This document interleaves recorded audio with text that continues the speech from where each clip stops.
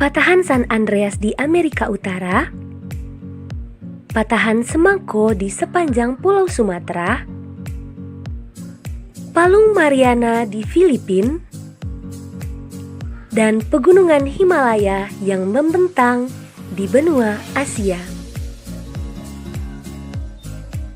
Beberapa bentuk muka bumi tadi merupakan hasil dari pergerakan lempeng.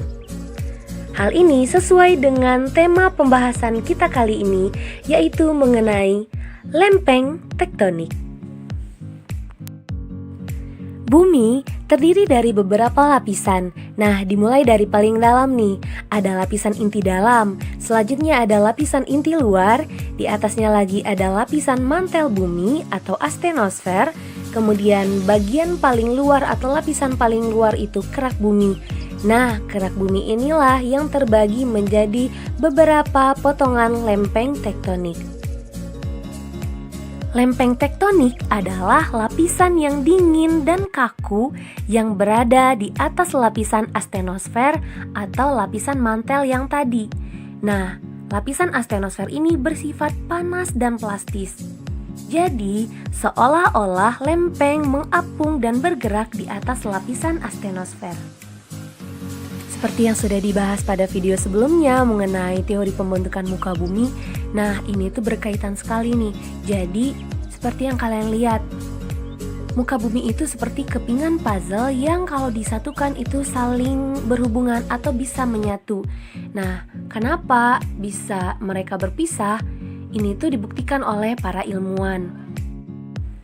Permukaan bumi yang awalnya merupakan satu benua tunggal dan sekarang menjadi terpisah diakibatkan oleh adanya seafloor spreading atau pergerakan lantai dasar samudra. Sehingga benua-benua tersebut terpisah menjadi seperti keadaan sekarang. Satu yang dijadikan alasan oleh ilmuwan adalah terdapatnya persebaran fosil-fosil dari hewan dan tumbuhan di muka bumi.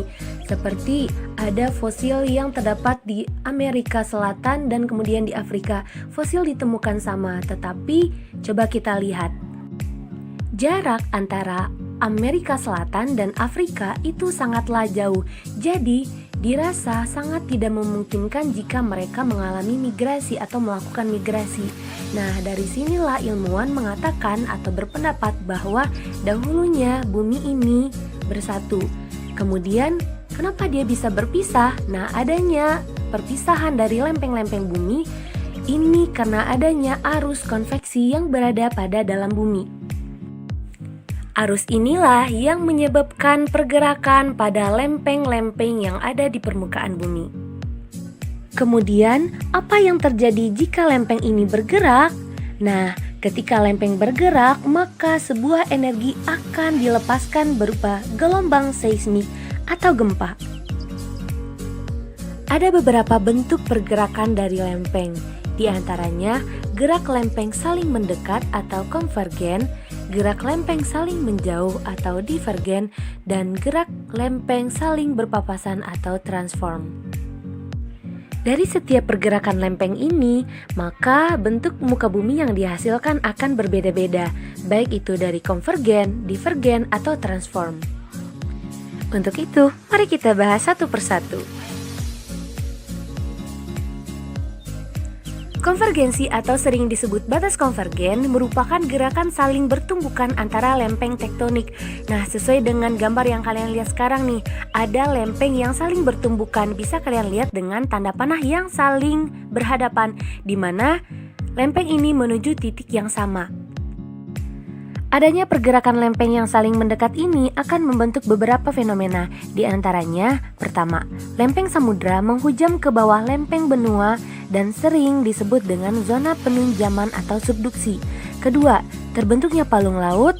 Ketiga, pembekakan tepi lempeng benua yang akan membentuk deretan pergunungan. Dan keempat, terdapatnya aktivitas vulkanisme, intrusi, dan ekstrusi magma. Selain itu, terdapat beberapa bentukan muka bumi yang terjadi pada batas lempeng konvergen. Pertama, lempeng samudra bertemu dengan lempeng samudra.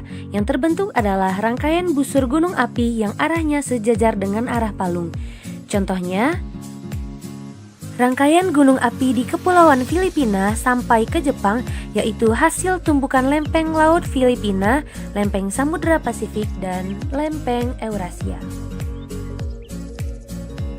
Kedua, pada batas lempeng konvergen, yaitu tumbukan antara lempeng samudra dan lempeng benua.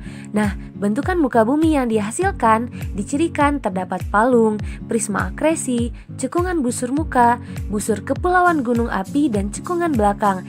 Nah, selain di Amerika Selatan, contohnya juga terdapat di Kepulauan Indonesia, jalur pulau-pulau Sumatera, Jawa, Bali, Nusa Tenggara, dan Kepulauan Banda. Ketiga, pada batas lempeng konvergen, yaitu pertemuan antara lempeng benua dengan lempeng benua. Contohnya, pertemuan lempeng Hindia dengan lempeng Eurasia, di mana pertemuan kedua lempeng ini menghasilkan sebuah jajaran pegunungan yang terdapat di benua Asia, yaitu jalur pegunungan Himalaya, di mana pegunungan ini merupakan terdapat salah satu puncak tertinggi di bumi, yaitu dengan ketinggian mencapai 8.848 meter di atas permukaan laut. Pergerakan lempeng selanjutnya yaitu gerak divergen. Gerak divergen merupakan gerak saling menjauh antar lempeng tektonik. Nah, fenomena yang terjadi karena gerakan divergen ini diantaranya terjadinya perenggangan lempeng yang disertai dengan tumbukan di daerah lainnya, kemudian pembentukan tanggul dasar samudera atau mid-oceanic ridge di sepanjang tempat perenggangan tersebut. Terus kemudian terbentuknya aktivitas vulkanisme laut, dan selanjutnya aktivitas gempa. Contoh pergerakan lempeng divergen adalah pergerakan saling menjauh benua Amerika bagian selatan dengan lempeng benua Afrika yang mengakibatkan semakin lebar jarak antara kedua benua tersebut. Nah, sehingga terbentuk juga Mid-Oceanic Ridge di Samudra Atlantik atau yang biasa disebut dengan Mid-Atlantic Ridge. Contoh lainnya adalah terjadinya gerak lempeng saling menjauh antara benua Afrika dengan daratan Arab sehingga menyebabkan timbulnya laut baru yaitu Laut Merah.